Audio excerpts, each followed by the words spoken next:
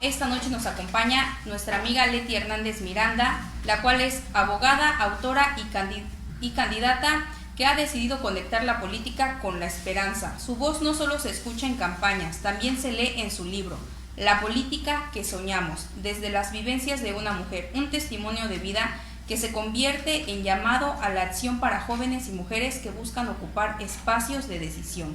Leti, buenas noches, bienvenida. No, hombre, gracias por toda esa introducción. No, hombre, como siempre, un gusto estar aquí con la familia En Boga.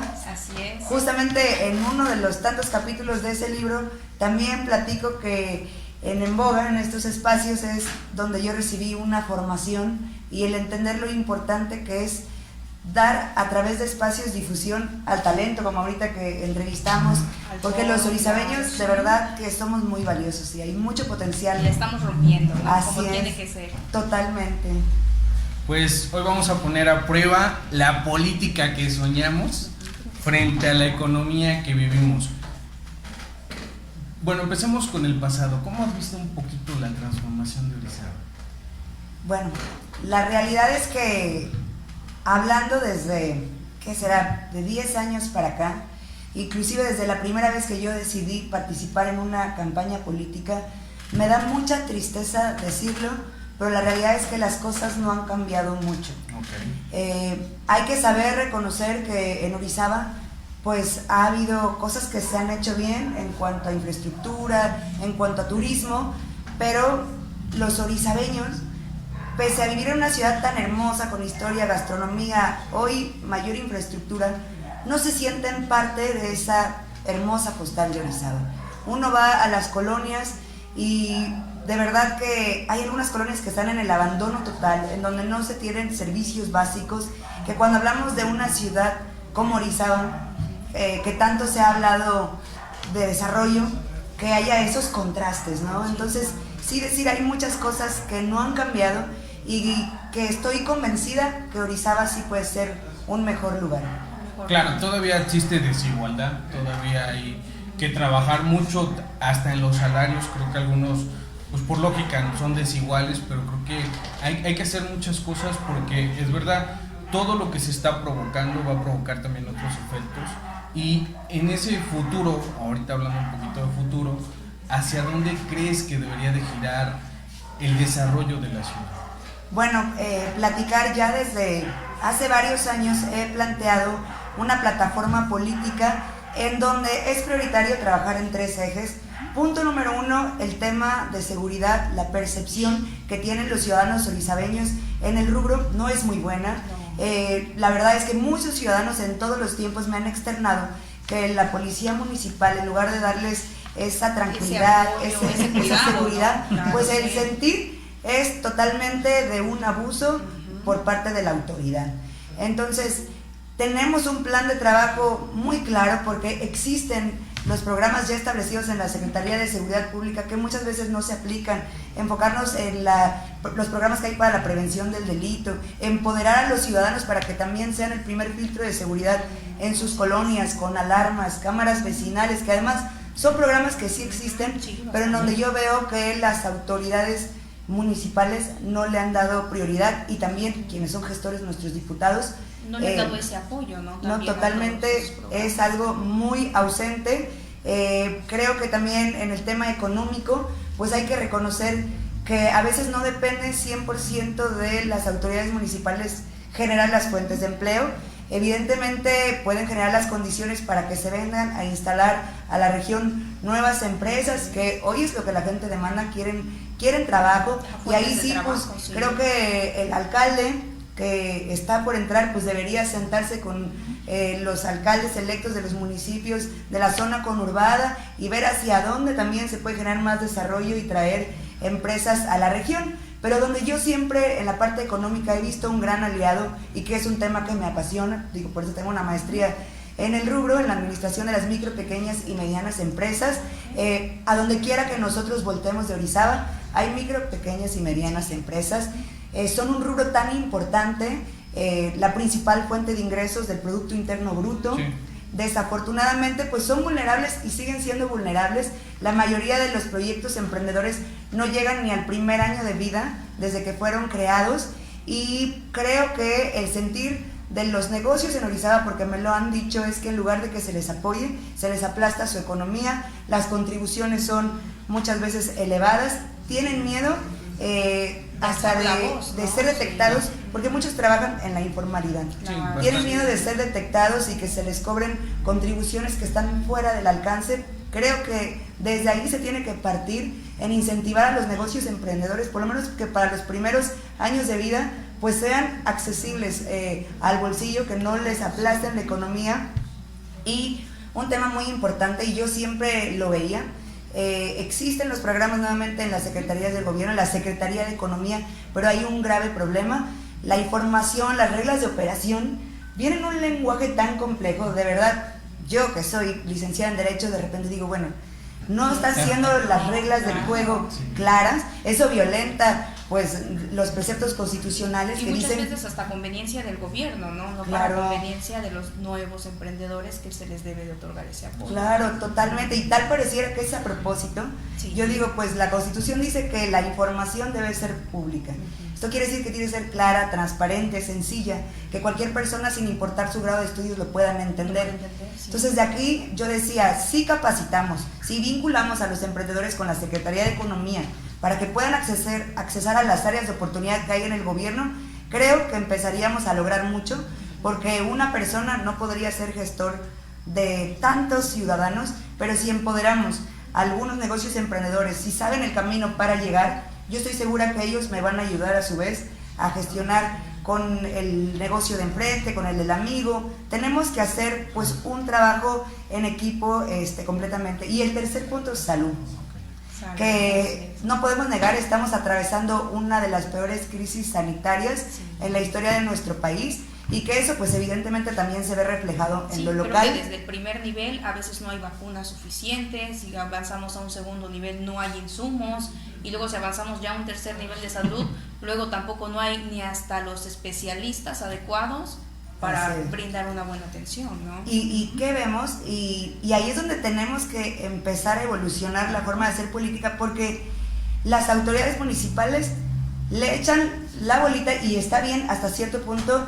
al gobierno del estado y al gobierno federal, pero también recordemos que ellos son gestores de las necesidades de su municipio, y ellos también pueden intervenir cuando en el seguro social pues no se está atendiendo bien a una persona que está enferma o que requiere una cirugía pronta, cuando vemos que haya gobiernos cercanos o presidentes municipales que estén en territorio trabajando por esas causas. Entonces, sí decía, en el tema de la salud tiene que haber programas sociales ya creados desde la iniciativa municipal, para dar ese respiro que la gente tanto necesita. En la parte que hablaba de los emprendedores, de las micro, de las más chiquitas, aquellas que siguen todavía en la informalidad, hace falta una incubadora de empresas, ¿no? Totalmente, totalmente. Y también hace falta ya vincular los proyectos con quienes puedan financiar. Y platicaba yo hace ratito con mi esposo, porque decía en el tema de los jóvenes, ¿no? Hoy demandan tener acceso a proyectos innovadores, claro, pero partiendo desde la preparación que ellos tienen, en la zona no hay oferta. No hay oferta para ellos de carreras que ya están en temas de inteligencia. Sí, es un gran tema. Sí. No, la parte educativa no se ha transformado también para ofrecer. No digo, a mí me pasó. Yo para poder buscar algo en la zona no lo hay. O sea, tuve que ir a estudiar a otro lado y regresar acá y decir, bueno, y tampoco luego por la formación puedes encontrar algo. O sea, sí falta trabajar mucho en que las escuelas cambien toda la parte de las licenciaturas para que también podamos ir hacia allá donde dices. O sea, porque geográficamente estamos tan bien, o sea, cerca del puerto, cerca de Puebla, cerca de Ciudad de México. Pero entonces, estratégicamente, si tuvieras la parte de las escuelas haciendo la modificación y después personas como tú tratando de traer hubs nuevos tecnológicos, con nueva información, con nuevo desarrollo, podremos llevar a la transformación que estamos buscando, ¿no? Claro, y imagínate, ahora pensar cuando ya lograron tener acceso, prepararse en el rubro, bueno, pues ahora cómo los vamos a vincular, ¿no? Sí. Exactamente, que eso no se quede nada más en el aula, ahora sí vincularlo con las grandes empresas donde puedan pues demostrar todo el talento que hay, porque la realidad es que los mexicanos tenemos toda la capacidad y hay muchos que sí logran irse inclusive al extranjero. Entonces de aquí la importancia de desde lo local empezar a generar pues todas esas condiciones para pues las micro, pequeñas, medianas empresas, jóvenes que deciden emprender, innovar, y donde a veces sí existen los apoyos, porque en todos los tiempos han existido programas. Nada más les cambian el nombre, ¿no? Claro, se Y modifican, dicen que son nuevos. se extinguen, y a veces también yo analizaba las reglas de operación y tantas inconsistencias Sí, que dices, bueno, esos programas quién sabe a quiénes lo están aplicando, y que además creo que hay que resaltar que este sector es la gente que trabaja, que se gana la vida dignamente y que hoy se sienten no tomados en cuenta, no motivados. Al contrario, sienten que se le ha apostado más las energías al asistencialismo, y dentro del asistencialismo también pues hay gente que no se está esforzando por trabajar, por crecer. Exactamente. Bueno, estamos viendo entonces, tenemos rezagos, ¿no? Ahí En tenemos salud. unos comentarios. Miren, Adelante. para nuestro auditorio nos dice Laurimar Empresas: Orizaba es una ciudad clave para el comercio de Puerto a Ciudad de México. Un año fue la capital de todo México. Hay todo para sobresalir, infraestructura y oportunidades. Era lo que comentábamos, Claro, ¿no? Que sí, Orizaba tiene totalmente. buena ubicación, entonces que nos faltan. Y no habrá otro comentario por ahí. Saludos. Es que ese estaba el lugar. Bueno, ok, estaba el ok. lugar. Bueno, entonces hablaba de eso, estamos exactamente. Hay rezagos, hablas rezagos educativos, rezagos en salud, rezagos en infraestructura, que no propician el desarrollo como tal. ¿Hacia dónde crees que entonces tenemos que ir para poner Orizaba en el mapa económico? Híjole, creo que es un trabajo que tenemos que hacer con cada uno de los sectores. Volvemos a lo mismo, en el tema económico, pues sí, tratar de trabajar con las micro, pequeñas y medianas empresas, pero también en lo social hay cosas tan sencillas o tan simples que no deberían estar pasando. Hoy recorriendo las colonias, por darte un ejemplo, me encontré con una señora, y es un adulto mayor, yo creo que ya estará en los 80, 90 años, viviendo en unas condiciones que no son dignas, o sea, ya prácticamente el techo de lámina cayéndose. Wow.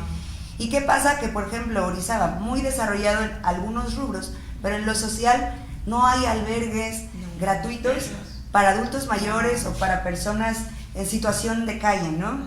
O sea, imagínense, esa señora probablemente no tiene recursos para adquirir una vivienda, y hay asilos que tienen costos que están fuera de su alcance. Entonces creo que sí hay que voltear a ver también temas como este, que haya albergues, que haya comedores comunitarios, pero que además se van a tener que trabajar con las mismas empresas de la región, Claro. bancos de alimentos para combatir el hambre. O sea, eso por dar un ejemplo en el punto social, pero también en infraestructura. Hablaba yo que a mí se me hacía muy importante pensar en temas como el autismo y la infraestructura que se puede desarrollar en Orizaba para la detección. Yo dentro de mis propuestas políticas tenía que en Orizaba tuviéramos un centro de las altas montañas del autismo. Wow, cosa que no hay. Actualmente creo que en el DIF hay algunos módulos para la detección y atención, pero creo que hay muchas áreas de oportunidad. Creo que hay que apostar también por estos temas, y que he visto también ejemplos como estos en Jalisco, que son centros con toda la tecnología y que se pueden llevar a cabo, y que Orizaba, por su ubicación estratégica, pues podría ayudar con ese centro a varios de los municipios de la región, porque el autismo es una de las enfermedades que hoy en día no es fácil poder diagnosticar, o tener acceso a un diagnóstico es muy costoso, y pues creo que esto ayudaría muchísimo a las familias. Hablar también de una ciudad que todavía puede ser mejor es reconocer que hay áreas de oportunidad para las personas con discapacidad. Hay parques de Orizaba que, aunque tienen una que otra rampa, pero no son aptos. Todavía se pueden mejorar más juegos para niños con discapacidad. Un parque, por dar un ejemplo, tiene que ser un lugar que reciba a todos los miembros de la familia. Un parque inclusivo, ¿no? Desde un adulto mayor hasta alguien que tiene un perrito. El transporte para personas con discapacidad, que es algo que también caminando en las colonias, y llegué a conocer personas que me decían, es que batallamos con el transporte, no nos quieren subir al camión si traemos sillas de ruedas, Sí. y tenemos que pagar taxis, y hay taxis que no nos quieren subir y que nos tienen que cobrar mucho. Entonces, Sí, eso creo sí. que una ciudad que merece tiene que tener Todavía falta trabajo. esa inclusión. Hay bastante trabajo por Sí, hacer. totalmente. Bueno, tenemos Demasiado. otro comentario, nos dice botones de pánico, seguridad, infraestructura, colonias abandonadas. Era lo que decíamos, ¿no? Claro, Nos hace falta mucha el seguridad. botón de pánico. Solo hay un botón de pánico en todo Orizaba, Fíjate, ni imagínense. sabía que solo había hay uno. un botón Yo de pensé que pánico. había más. Y decían que se habían robado algunos. Entonces, imagínense, también todo parte desde la conciencia. Sí. Y digo, hablando ya que están entrando al tema de mujeres, pues ahí planteaba la importancia de tener una policía violeta, un comando especializado de mujeres para mujeres con perspectiva de género, Sí, está bien. un dispositivo llavero que se llama Pulso de Vida, hoy lo hay también en Jalisco, que es para que cuando una mujer sabemos que sufre violencia y teme por su vida, pueda activarlo y ese llavero esté conectado al C5 y se pueda Y de inmediato actuar puedan de forma localizarla, ¿no? inmediata. Las mujeres también somos susceptibles de padecer ciertas enfermedades como el cáncer de mama, el cáncer cervicouterino. Tenemos que llevar a las colonias también campañas para la detección oportuna. Hay mujeres que no van No, por miedo. por pena, por miedo, o porque hay mujeres que no tienen esa conciencia, ¿no? Incluso hay mujeres que no lo saben cada cuánto se tienen que hacer alguna mamografía y todos esos estudios, entonces hay que generar Así toda es. esa conciencia para esas comunidades alejanas. Ajá, o por ejemplo, han oído hablar de Otro las... comentario. A Hay ver. otro comentario, dice justamente en Orizaba solo hay un médico refractista y el sistema de salud justamente ahora pasó por una situación donde no hay la medicina adecuada y especial para ciertas personas. Así Totalmente, es, es la estamos hablando. crisis sanitaria de la que hablamos, pero que complementando también con el tema de mujeres, que es un tema que a mí evidentemente me preocupa, soy Sí, mujer, claro. las unidades de atención a víctimas de violencia itinerantes en las colonias, creo que es urgente, no podemos esperar a que las mujeres que sufren violencia lleguen al DIF, hay Ya que todas trabajar. golpeadas, ¿no? No, o sea, Hay que trabajar en las colonias y hacerles saber que no están solas. También hablar de una ciudad que puede ser aún mejor es que haya salas de lactancia dignas en puntos sí, estratégicos eso está muy bien. de la ciudad. Hay muchas áreas de oportunidad, hay muchas cosas que se pueden empezar a hacer, pero ahora volteando a ver a quienes deben importar, que son a los orizabeños, ¿no? Que sientan que disfrutan una ciudad en donde tienen una vida digna, acceso a servicios básicos como el agua. Es importante también separar el drenaje pluvial del sanitario, que eso también ayuda con el tema ambiental y sobre todo a que no haya tantas inundaciones. Y con el tema también de enfermedades, ¿no? Porque muchas Así veces es. ahí se enferman las personas. Ahorita que estás hablando del tema de mujeres, ¿cómo está este papel en Orizaba? Donde realmente vemos mujeres, no solo en la parte política o en la parte de administración municipal, sino en la parte empresarial. Realmente falta más impulso para que sepan tomar, bueno, para que tomen más decisiones como tal. ¿Dónde estamos colocados? Pues algo que también vale la pena resaltar es que mujer que llega a un cargo de elección popular no garantiza perspectiva de género. Y de aquí lo importante a que las mujeres que vayan llegando a estos espacios de toma de decisión, en primera instancia abran la puerta para que más mujeres podamos llegar. Y en segunda instancia a que llegando, pues sí, pongamos sobre la mesa políticas públicas en base a las necesidades que propiamente tenemos las mujeres. En Orizaba, pues nos da gusto ver que en el Cabildo va a haber Más mucha mujeres, representación sí, de las mujeres. me gusta. También no me canso de decirlo que tenemos que dar ese paso. Orizaba es de los municipios que en el estado de Veracruz nunca hemos tenido una presidenta municipal y que creo que las mujeres también estamos preparadas y que tenemos toda la capacidad de enfrentar los retos de la vida pública actual. Bueno, Sí, bueno, no. Ok. Si no me Dices, sigo. Es tiempo de dices mujeres. que están las mujeres preparadas, pero nosotros estamos preparados para una mujer en Orizaba. Muchas Pues- veces no, desgraciadamente. Y ven que lo platicábamos Claro, en la sí, mañana justamente. en la radio, que es como un círculo que no ayuda, porque al final si las mujeres no llegamos no podemos mostrar cómo podemos trabajar, no hay referentes de mujeres que lo hagan bien, porque la mayoría de las presidentas municipales han llegado a gobernar municipios pequeños y lo planteaba, no tienen muchos recursos, no pueden hacer obras trascendentes y todavía hay esa pequeña duda de cómo pueden gobernar las mujeres, pero que también hay otros municipios como el puerto de Veracruz que hoy... que se ve un gran ejemplo de una gran mujer, sí, exacto. Y es a lo que yo invito tanto a los caballeros como a las mujeres, porque además electoralmente somos más mujeres. Sí, más mujeres. Y a veces es increíble que en las mismas mujeres también tengamos pasó, esa ¿no? ¿Qué duda. pasó ahí? Sí, totalmente. Hay que apoyarnos. Eso es algo de la ciudadanía, no particularmente de los hombres, y que las mujeres también que llegan también tienen que trabajar por las necesidades de los hombres, sí, ¿no? Pues yo quiero hablar de tu libro. Aparte de tu libro, quiero hablar un poquito de tu infancia, de cómo has llegado a todo esto, y quiero lo que hablas un poquito en el libro: gratitud, dolor y la esperanza. Pero ¿qué crees? Vamos a dejarlo para una entrevista. Vamos a dejarlo para una entrevista. De una vez les digo a aquellos que nos están viendo, vamos a hacer una entrevista más completa, pero la van a ver en exclusiva el viernes después de las 8 de la noche por YouTube a través de En Boga Live TV. Así que antes de cerrar esta parte, no sé, algo más que queramos preguntarle a Leti. Ahorita que estamos para en todo vivo. Nuestro público, comentarles que no se pierdan su libro, que lo lean, es gratuito. Entonces, adelante para todo nuestro público. ¿Dónde lo podemos encontrar, Leti? Lo pueden encontrar en Wattpad, lo buscan como La política que soñamos desde la perspectiva de una mujer, y pues ahí viene mi nombre, Leti Hernández Miranda. Para encontrarlo más fácil, vayan a mis redes sociales. Ahí he compartido el link de cada uno de los capítulos, el prólogo, los agradecimientos que también son importantes, pero vayan y no se pierdan la entrevista en donde vamos a platicar varias cosas, varias vivencias que están muy interesantes de este libro. Pero bueno, ¿algo más que quieras decir ahorita que estamos en vivo? No, pues agradecer a Capital Ficticio por la invitación. Me encanta lo que hacen, me encanta que existan espacios como este para alzar la voz por lo que vemos que se hace en nuestra ciudad, porque nos preocupa, y a todo el auditorio pues que sigan viendo, porque se me hace muy buen contenido y es importante más en estos tiempos. Hoy porque como estabas tú tuvimos que reducir mucho el contenido.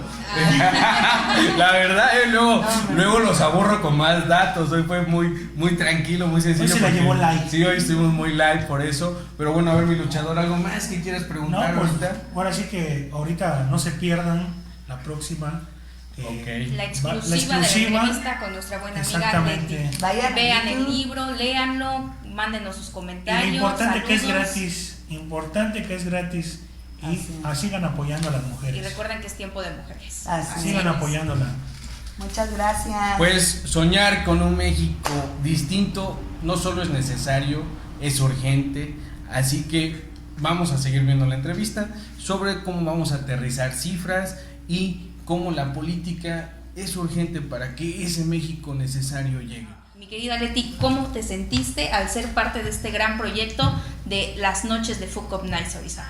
Bueno, primero que nada felicitarlos por esta gran iniciativa. Creo que se me hace un formato muy bueno, me encantó haber participado como speaker, poder hablar de esas historias de vida que muchas veces no sabemos, porque nosotros conocemos a una persona por su trayectoria, pero hay momentos cruciales en la vida en donde todos nos topamos con adversidades, claro, ¿no? No sabemos qué hay atrás de eso, ¿no? Fuck Up Nights es eso, el que nos cuenten, nuestros speakers se abran con nuestro público y nos cuenten algún suceso en el cual hayan sido un poco de fracaso, les haya costado trabajo pasar, y cómo los ha catapultado o los ha ayudado donde están ahora. Cuéntanos, Leti, ¿cómo te sentiste tú ante algún público y al contarnos en vivo algún fracaso que hayas tenido? Pues realmente platicando yo ese día, pues recuerdo que decía que si alguien ha perdido completamente el miedo al fracaso, pues soy yo. Porque mi historia de vida ha sido marcada por 4 momentos, 4 campañas políticas que de verdad he vivido de todo, he pasado por catarsis, claro. y que además justamente les agradezco la invitación porque coincide que me la hacen terminando de escribir mi libro, ¿no?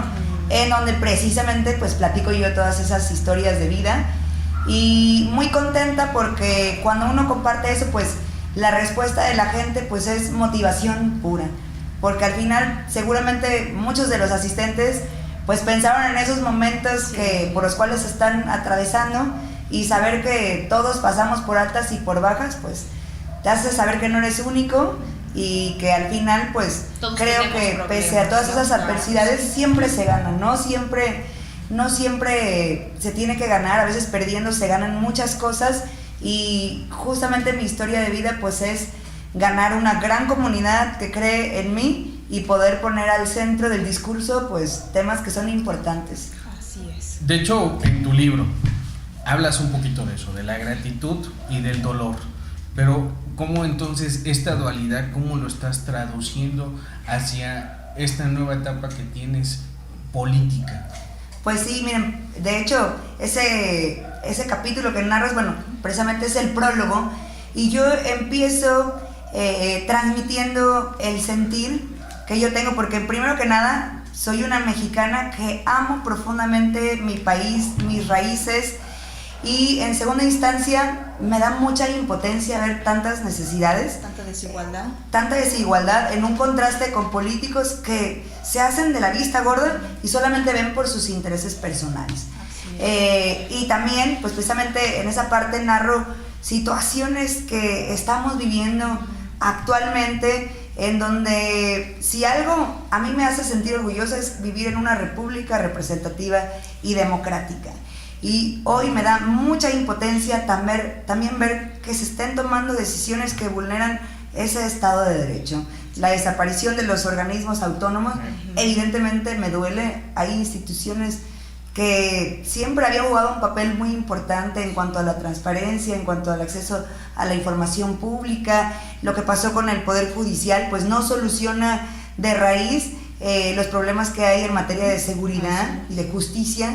Creo que se tienen que buscar políticas públicas más profundas. Sí, en este caso que hablas, lamentablemente, como se ha mencionado, los índices de democracia, pues, en el comparativo, si antes estábamos en la media o en el promedio mundial, estamos completamente atrás, ¿no? Es evidente que el Poder Judicial ha sido completamente coartado por la Cuarta Transformación, y que este retroceso nos lleva como a los tiempos de Porfirio Díaz. O sea, sí, cuando ellos se burlan y hablan de Porfirio, estamos prácticamente en el porfiriato. ¿Sí? ¿Y sabes qué es lo preocupante? Y vamos para Venezuela, ¿no? No, es que No, en realidad Venezuela. es preocupante, y hay mucha gente que tal vez no se han dado cuenta, porque evidentemente en tiempos de tanta polarización nuestro celular también nos alimenta de la información que queremos ver, pero un ejemplo claro de lo que está pasando en nuestro país lo vimos a nivel estatal en las últimas elecciones. Hablar del fraude que por ejemplo le hicieron a Movimiento Ciudadano, en Poza Rica, en Papantla, de verdad está toda la evidencia, está todo muy claro, muy probado. Pero ¿qué pasa? Que todas estas acciones o impugnaciones, quien hoy resuelve es las mismas personas que a través de estas reformas al Poder Judicial pusieron en el gobierno, y no hay contrapesos, y esto puede ser una señal de lo que va a pasar más adelante, o de lo que porque viene, Morena, ¿no? evidentemente también Sí. viene bajando, y creo que están ya planeando muchas artimañas porque no van a querer soltar el poder. Es que desgraciadamente las personas que nos ven, y hay personas que siguen ciegas con ellos, o sea, tú les dices esto, lo otro acá, y les das datos como los da Jorge, y la gente, no, son bien chismosos, no le crean, es vendido y que no sé qué. O sea, nosotros damos los datos para que abran los ojos, ¿no? Para que digan, mira, eso es lo que está pasando realmente en el país, y es lo que está pasando actualmente. Pero hay personas que son bien cerradas, y pues a veces le digo a Jorge, ¿sabes qué? A veces ya nos jalamos una oreja, nos ponemos furiosos, Sí, pero no pues le tengo venimos ganas. y les damos otra vez, ¿no? Echamos y le echamos ganas, y pues luego Jorge se desilusiona o se ilusiona, pero a final de cuentas pues viene y le echa ganas a esta pelea, ¿no? Porque pues igual yo he visto a Jorge luego pues ahí cabizbajo, pero le digo, échale, levante, tú puedes, amigo, tú puedes, Pero, tú dale para adelante. Hablado de ilusiones y desilusiones, es verdad, la justicia como tal tiene un problema actual enorme. Creo que esta reestructura que quisieron hacer, lo único que beneficia es a los mismos que tienen el poder, y a veces en la parte económica terminamos teniendo los compadrazgos famosos de lo que hablamos. O sea, regresamos a un tiempo de Porfirio Díaz en donde ser un buen empresario tenías que ser compadre del político, ¿no? Tener justicia tenías que ser compadre del político. Entonces, al final, lamentablemente estamos retrocediendo como no en tenemos lugar de avanzar, ni estamos idea. retrocediendo. Vamos como los cangrejos. Como dice Molotov, es darle más poder al poder. Pues Así es. Exacto. Y más duro te van. Ya mejor que pongan la canción. Pues sí, desgraciadamente vamos para allá. Bueno, tocando ese tema, se menciona, o bueno, mencionas en el libro esa etapa de niña, ¿no? Pues no tanto de niña, pero sí un Tus poco inicios en el sentido de de la mi política. formación. Decir que yo vengo de una familia que me inculcó mucho el activismo. Actualmente en la región pues hay una fundación, Doctor Hernández, que pegan de la vista, que es de la familia. Mi abuelo fue parte del patronato de los bomberos de Orizaba. Mi abuela fue la primer presidenta del Club de Leones Orizaba. Entonces yo recuerdo mi infancia siempre en los hospitales, haciendo eventos, recaudando fondos. Entonces esa formación que yo tuve me permitió valorar realmente el trabajo que hace la ciudadanía, y que precisamente hoy va mucho con los ideales de movimiento ciudadano. Por eso habla de un movimiento ciudadano, que logran cosas maravillosas y que no tienen el apoyo del gobierno, y que a veces logran inclusive más que las instituciones de gobierno. Entonces, que ellos también fueron parte de la inspiración de mucha de la forma en la que yo tengo de trabajar. Lo que yo quería decir es que al final te consideras rebelde, te consideras Sí. una disruptiva del sistema. Sí, totalmente, y justo ahí en mi libro platicaba que una de las cosas que yo sabía que tenía que hacer es escribir el libro. Hice el maratón, hemos plantado árboles, y yo sabía que era una parte de mi vida que quería llevar a cabo. Desde muy chica me gustaba escribir, y me acuerdo ahí en la casa de mi madre pues había una computadora de esas cuadradas que seguramente pues quién sabe qué fue, o sea, y me daría curiosidad saber qué dirían esas líneas. Pero yo recuerdo que siempre desde muy pequeña me gustaba cuestionarme en tantas cosas. ¿Quién es Dios? Yo le tenía miedo a la muerte. ¿Por qué la religión tiene que ser así? ¿Quién dice? O sea, siempre me cuestionaba. Cuestionando, ¿no? Cuestionando. Y además yo estudié en escuela católica. Entonces había muchas cosas que yo observaba y que no me gustaban. Entonces sí era disruptiva, pero recuerdo que mi abuela, que siempre había sido como una persona muy cerrada, me decía: hija, recuerda que hay temas de los cuales no debes hablar para no entrar en conflicto con los demás. Y me decía la religión y la política. Y entonces sí, soy una persona disruptiva, siempre lo he sido. Creo que desde la primera vez que también participé en política, pues era conocida porque me gustan los debates, me gusta ver propuestas, me enoja ver personas que están en los cargos de elección popular y que llegaron como por arte de magia, que ni siquiera tienen la preparación, que no tienen el conocimiento y que no valoran ese espacio. ¿Cómo es que llegas a la política? Ahora sí que, ¿cómo es que llegaste? ¿Quién te trajo? ¿A quién, no sé, le puedes tener un gran respeto dentro de la política?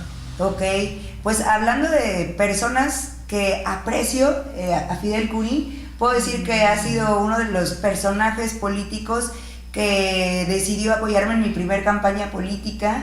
Pues él sabe que tiene mi amistad, mi cariño, y han sido, inclusive en mi libro menciono una frase que él, pues sí, me la dedica, que es la de: cuando el debate está perdido, la calumnia es el arte del perdedor. Entonces, sí, bien dicho. Totalmente desde mi primer campaña, por ser disruptiva, por escuchar propuestas de otros personajes políticos diciendo que ellos iban a quitar la caseta de Fortín, y decía: caray, dejen de comprometerse a cosas que a veces ni siquiera están en el rango de sus funciones. Pues sí, me enfrenté a violencia política en razón de género. Un día desperté y las redes sociales estaban inundadas de una fotografía mía en donde me hacían un fotomontaje en un table dance y donde decían pues que yo era una bailarina. Pues en esa época pues yo tendría 20 y tantos años, y cuando yo decidí entrar a la política fue en un momento, y lo platico, en donde por la acción afirmativa pues muchos partidos políticos se vieron obligados a buscar perfiles mujeres. Y me acuerdo que en esos días andábamos por ahí mi esposo y yo en un evento que era para abuelitos, en el marco del Día del Adulto Mayor o algo así, y estábamos subiendo a unos abuelitos en un autobús ahí en la calle Real, cuando pasa caminando Alonso Domínguez, que él en aquel entonces él era pues el responsable del comité de Orizaba, del comité municipal, y pues yo creo que él ve, y cuando también se enteran en el partido que necesitaban mujeres, pues yo creo que le preguntan a Alonso algunas opciones, y recuerdo que había en la terna pues ahí varios perfiles, y al final pues me hacen una entrevista, bla bla bla, platico sobre la trayectoria que ya traíamos trabajando en gobierno federal, y pues ya me hacen la invitación y yo entro con el pecho más sano, con la mejor de las intenciones, con el conocimiento que a lo mejor yo había adquirido, sabiendo cómo sí podíamos hacer cosas en beneficio de la gente, y pues toparse a las artimañas de la vieja política, porque es la realidad.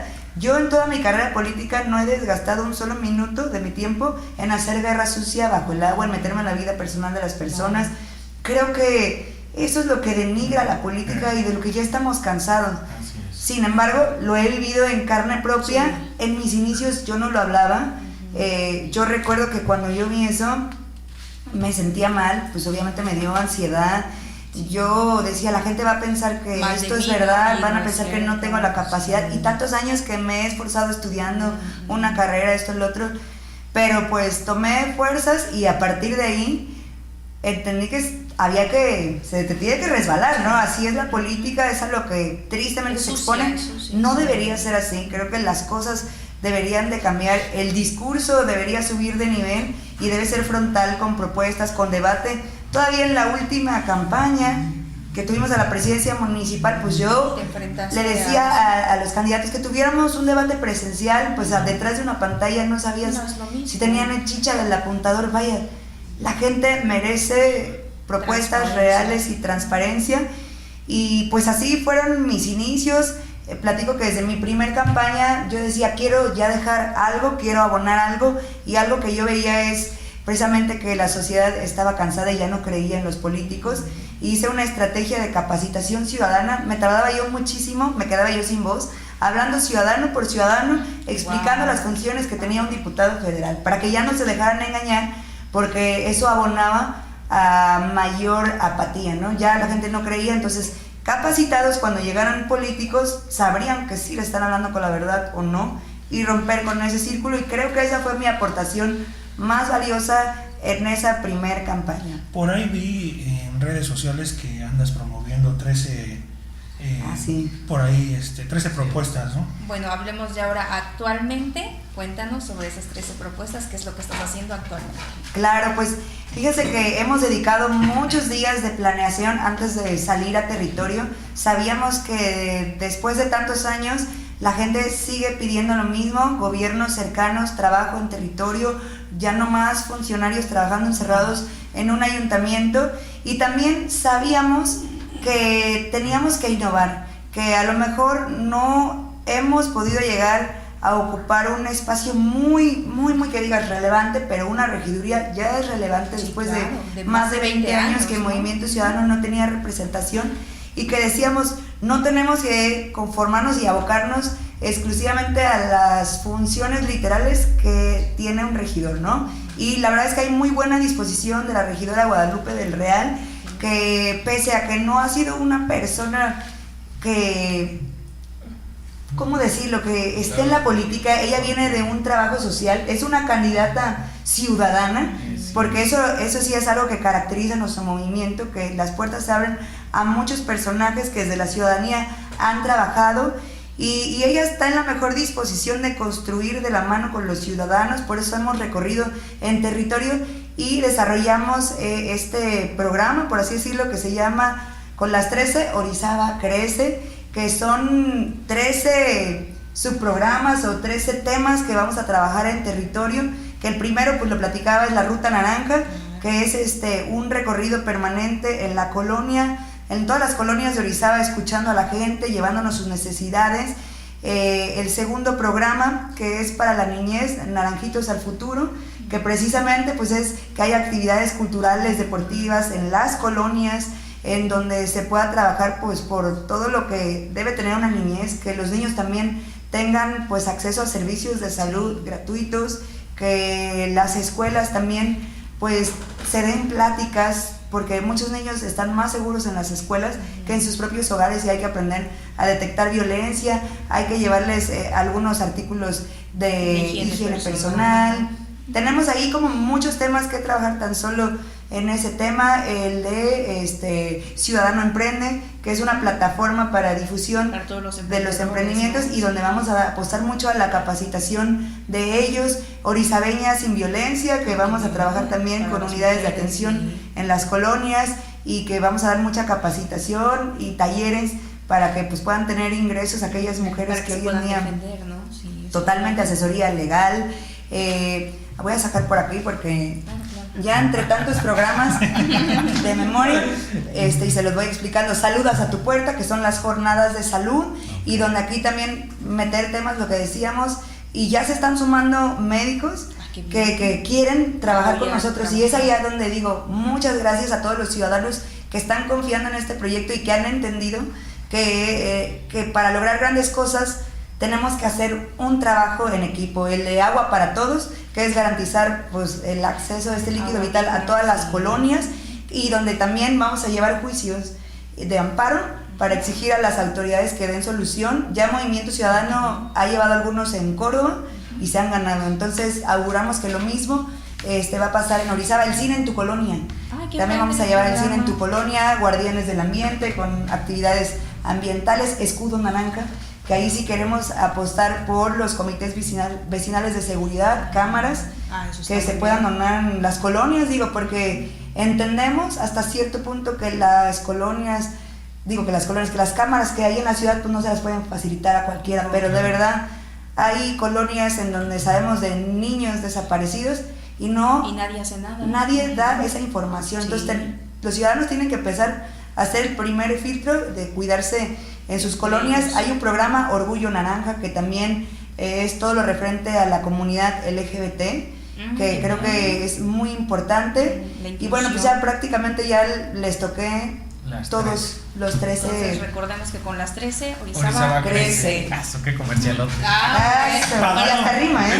Sí. Pagado por mi tío Maines. Yo ahorita que tocaste la parte del agua, sí me gustaría, solo pregunta. ¿Algún día te has preguntado cómo están nuestros mantos acuíferos y qué tan explotados los tenemos? No, totalmente, o sea, es triste, y yo sí pienso que en los próximos años el panorama todavía va a ser mucho más complejo, y de ahí la importancia de decir, el agua en nuestro país no es un derecho humano como tal, aunque según está protegido a nivel internacional. Si comparamos el acceso al agua en nuestro país a como es en otros países, que literalmente sí tienen un derecho con el agua porque abren el grifo y el agua que tienen ahí la pueden beber y es para consumir. Entonces yo creo que ese es el reto en el que se tiene que trabajar desde lo federal para que como sociedad evolucionemos. Bueno, pues yo quisiera decir que por último me gustaría agregar a todo eso que haces o que vas a hacer las 13 acciones en el caso del cuidado del agua. Idea. Precisamente eso es lo que tenemos que trabajar en común. Tal vez llevar un fontanero, tal vez llevar ahí, o hasta algún pedazo de tubería, algo que puedas facilitar, porque a veces lo único, ahorita que vas a tocar puerta, lo único que a veces hace falta para que no se desperdicie el agua en alguna casa es decirle, oye, sí, cámbiale esto, ponle aquello a la llave, y igual si me invitas yo lo puedo hacer. Aquí hay manos. No, es que de verdad, los chambeadores, ¿verdad? No, porque luego se está desperdiciando sí, terriblemente. Entonces sí, tenemos que, dentro de ese programa también apostamos mucho a la capacitación, a las pláticas en las colonias, con los niños, y es tan importante este trabajo en territorio porque nos permite tener una radiografía más cercana de lo que acontece. A mí no se me olvida cuando en El Hoyito, en un recorrido, es que es una colonia que de verdad me ha dado tantas enseñanzas. Llego a una vivienda y sale una niña, pues los niños siempre cuando ven Movimiento Ciudadano son felices, les gusta la música, y sale a abrazarme y jala a su papá como para presentármelo. Me bastó ver a su papá para saber que estaba en las drogas. Entonces, en ese momento yo me pregunté, ¿y dónde está el DIF? ¿Y dónde están las instituciones? Es que no pueden esperar a que estos casos ya lleguen demasiado tarde al DIF. Creo que es importante salir a las colonias. Si convivimos con la gente, podemos saber qué es lo que está pasando y trabajar por tantas cosas que son apremiantes. Sí, es necesario y urgente. Al final, tú lo acabas de decir, es política social, y luego esa política social con tantito puedes enfocarla de otra manera, ¿no? Bueno, ya para ir cerrando el tema, no sé si tengas alguna pregunta. No, pues nada más invitar a todo nuestro bonito auditorio orizabeño que esperen las 13 acciones que van a ir pronto y que los esperen, que los reciban con mucho gusto y por fin sus voces van a ser escuchadas. Bueno, yo sí quiero hacer dos preguntas más ya para ir cerrando esto. ¿Qué te inspira a seguir apostando por Orizaba? ¿Qué te mueve para realmente hacer todas estas estrategias, estas acciones? Pues yo creo que me mueve la empatía por la gente. Créanme que para mí sería más cómodo y en muchos momentos estar en mi vida, en mi casa, disfrutando, pero de verdad cuando la gente me busca, cuando la gente me platica lo que le pasa, no puedo dejar de sentir, o sea, no sé, a mí me duele ver que haya políticos que no son empáticos, mi mente no lo puede entender, saber que tal vez de alguna forma yo pueda ayudar a la gente, para mí esa es la mayor satisfacción. Sé que es complicado, me da impotencia saber que a veces está uno amarrado de manos porque uno no puede, y más que yo, a pesar de tantos años, no he llegado al espacio de toma de decisión, y la gente me ve como a veces como si ya estuviera, ¿no? Entonces la gente son mi mayor motivación, mi mayor impulso, me hacen estar pensando cómo inventar, reinventar, más en un contexto como en el que hablamos, cada vez quitan más recursos a programas que son importantes, a temas que son relevantes, a la salud, a la seguridad.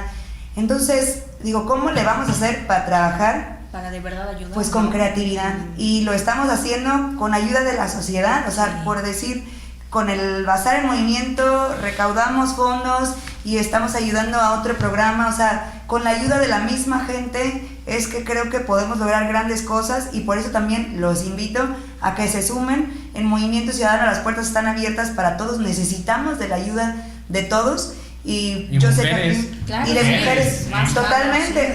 Sí, en Movimiento Ciudadano tenemos una filosofía que es crear nuevos liderazgos. Creo que en Orizaba eso es lo que hace falta, y esa también va a ser mi compromiso, que cuenten los jóvenes para que construyamos nuevos liderazgos. ¿Y cómo se construye? Con trabajo. Nada más tienen ganas de trabajar, aquí están las puertas abiertas y vamos a impulsarlos para que lleguen y qué es lo que se merece nuestra ciudad. Cabe mencionar que somos más los buenos, entonces vamos. Así es, eso, ¿no? Ya está preparado. Bueno, Yo sé, próximamente. para cerrar, ¿qué le falta a Orizaba? Pero estamos hablando tanto en turismo, infraestructura, la parte política del emprendimiento, para que todo genere un nuevo modelo de ciudad. Pues yo creo que le falta rescatar un gobierno humano y empático, y que también llevo muchos años poniendo sobre la mesa eso, y en esta última campaña escuché ya que otros candidatos lo planteaban, que el desarrollo no tiene que estar peleado con el ser humano, que los políticos tienen que tener esa humildad de reconocer que son seres humanos, que como humanos podemos fallar, podemos cometer errores, pero si tenemos la humildad de reconocer que fallamos, pues podemos reivindicar el rumbo, y que la mejor forma de reivindicar el rumbo es escuchando a la ciudadanía. Entonces yo creo que lo que falta ahora es voltear a ver a los orizabeños y no al turista, ¿no? Sí. ¿Alguna recomendación que quieras darle a la próxima administración? No, hombre, pues nosotros creemos en la democracia, y eso implica reconocer triunfos. Creo que la decisión de la ciudadanía fue muy clara. Yo invito a que hagamos conciencia y valoremos esa oportunidad que están teniendo de poder cambiar las cosas. Aquí lo importante es qué vas a hacer cuando ya llegaste a ese espacio por la gente, ¿no? Porque la política debe ser para servir, y esa es la invitación que yo hago a todos los que van a integrar el cabildo, a todos los ediles, que vayan a las colonias, que platiquen con la gente, La gente nos los ha dicho, son los únicos, Movimiento Ciudadano son los únicos que están recorriendo las colonias, que los vemos activos, y yo creo que es momento de entender la responsabilidad que viene para que se trabaje bien, porque todos queremos que a Orizaba le vaya bien y les deseamos a todos los que van a integrar el Cabildo el mejor de los éxitos y pues a trabajar. Así es. Pues el libro lo vemos en... Sí, los invito a que lean el libro con esas historias de vida. El libro también tiene políticas públicas que considero importantes que se tienen que implementar, pero las mezclo con vivencias y lo van a poder leer en Wattpad, que es una plataforma digital completamente gratuita. Hay que aprender a usarla, claro, porque evidentemente cada capítulo viene por separado del prólogo, pero que es un libro muy digerible, muy emocional, porque yo me considero una persona muy emocional y que en esta etapa más que nunca no lo quiero ocultar, porque en mis inicios yo pensaba que tenía que entrar en el prototipo que muchos hombres habían dejado sobre cómo ser política, ¿no? Entonces hoy entiendo que las mujeres tenemos también algo valioso y que es pues ese sentimiento, ese feeling para transmitir, para generar políticas públicas que sean cercanas a la gente, y bueno, eso es lo que van a encontrar y por ahí los espero. Así es, para todo nuestro bonito auditorio, hacerles la invitación, ¿dónde te podemos encontrar? ¿Dónde podemos seguir con estas grandes propuestas? Claro que sí, pues síganos en las redes sociales como Leti Hernández Miranda, en Facebook, en Instagram, en TikTok y en YouTube, en todas las plataformas. Bueno, pues tu libro se titula La política que soñamos, y soñar es necesario, porque sin sueños no hay futuro. Pero en Orizaba los sueños no se pagan con discursos, se pagan con cuentas claras, con infraestructura que funcione y con políticas que no se queden en promesas. Así que el día que perdamos la esperanza en el México que soñamos, lo habremos perdido todo. Esta fue una entrevista con Leti Hernández Miranda. Gracias. Gracias. Hombre, gracias. Bienvenida. Gracias. Esperamos verte. Claro que sí. Otra vez por aquí. Pues por acá estaremos. Y este fue otro episodio de Capital Ficticio. Nos vemos todos los lunes, 8:40 de la noche, ya saben, por En Boga Light TV.